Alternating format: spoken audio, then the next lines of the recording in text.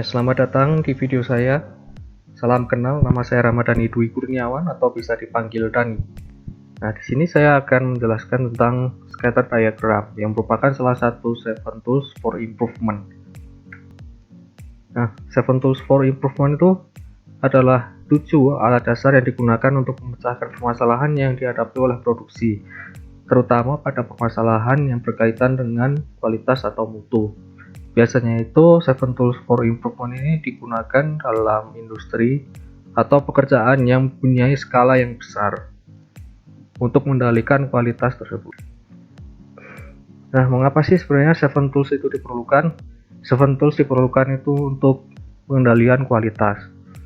Pengendalian kualitas merupakan kegiatan pengawasan yang dilakukan oleh setiap komponen dalam perusahaan untuk meningkatkan dan mempertahankan produksinya agar produk yang dihasilkan tersebut sesuai dengan standar kualitas produk yang diharapkan dan meminimalisir kesalahan kualitas. Nah, di sini dari 7 tools itu sebenarnya bisa mencari tahu dan memberitahu bagaimana kita untuk mengendalikan kualitas tersebut, sehingga saat kualitasnya itu tercapai atau terjamin, maka dari pelanggan tersebut juga akan puas dan akan meningkatkan keuntungan dari industri tersebut. Nah, di sini langsung ke pokok bahasanya, yaitu scatter diagram. Scatter diagram itu digunakan untuk menyatakan korelasi atau hubungan antara satu faktor dengan karakteristik lain atau sebab dan akibat. Jika kedua variabel tersebut berkorelasi, titik-titik koordinat akan jatuh di sepanjang garis atau kurva fungsi. Semakin baik korelasi, semakin ketat titik-titik tersebut mendekati garis atau korelasinya. Sehingga scatter diagram ini berfungsi untuk menganalisis kekuatan korelasi antara suatu variabel yang dipengaruhi oleh variabel yang lainnya. Scatter diagram ini berfungsi untuk mengukur seberapa kuat Y itu berpengaruh atau dipengaruhi oleh variabel X atau fungsi dari X. Keuntungan dari scatter diagram itu yang pertama memberikan data untuk mencari tahu korelasi antara satu variabel yang dipengaruhi oleh variabel yang lainnya. Di sini maksudnya adalah variabel Y yang dipengaruhi oleh variabel X. Yang kedua adalah evaluasi tingkat dari potensi hubungan dan tindak lanjut terhadap analisa sebab akibat tersebut. Nah, selanjutnya itu apa sih sebenarnya jenis data untuk scatter diagram? Dalam 7 tools improvement dikenal data variabel dan kontinu.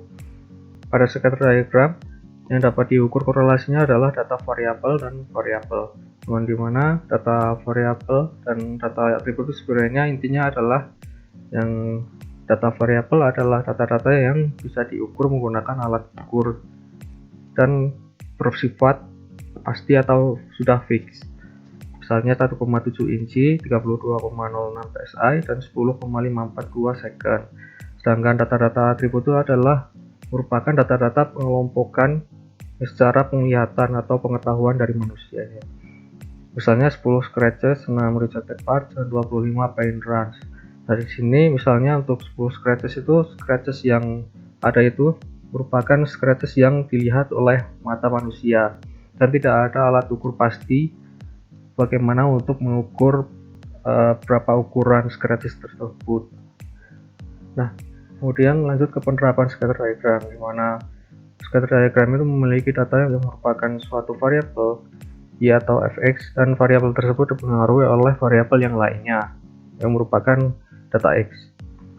Dari kedua data tersebut dicari korelasinya dan dihitung seberapa kuat korelasi tersebut sehingga dapat ditentukan apakah variabel X merupakan pengaruh dari variabel Y, lalu dibandingkan lagi dengan variabel X yang lainnya sehingga dapat diperhitungkan mana yang menjadi faktor yang lebih berpengaruh untuk Y pada antar variabel yang dibandingkan.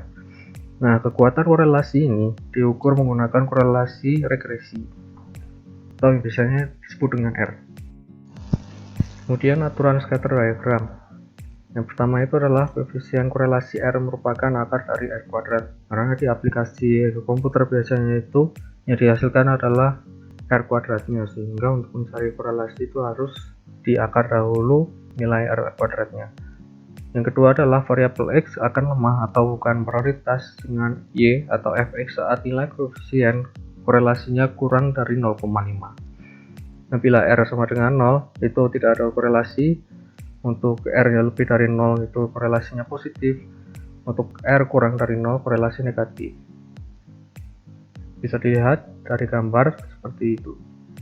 Kemudian kita langsung masuk ke contoh studi kasusnya, mana produksi domestik bruto adalah jumlah dari produksi barang dan jasa yang dihasilkan oleh suatu daerah atau negara dalam periode waktu tertentu, umumnya setahun.